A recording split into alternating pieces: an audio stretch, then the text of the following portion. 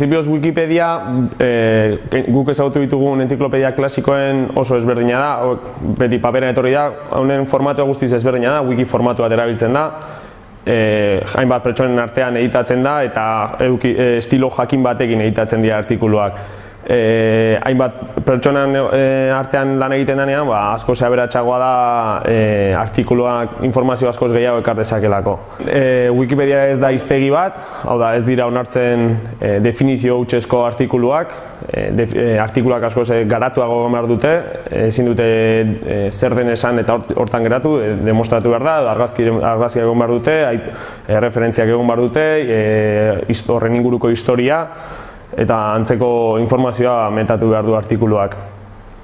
Gero ere, ez da ideia berrien argitaratzeko toki bat ere, investigazioan edo ikerkuntzan ateratako ondorioak eta oso berria direnean eta demostratzeko denbora peur bat behar denean, ez da tokia bertan publikatzeko, hortarako badaude beste gune batzuk askoz ere egokiagoak. Ez da ere pulpitu bat, hau da ez da norberaren narzisismoa edo idolatria bultzatzeko toki bat, eta norberaren esaerak artikulu batzutan agertzen diren pertsone batzuen esaera famatuak eta gordetzeko ere ez da tokia badaude toki hobeagoak.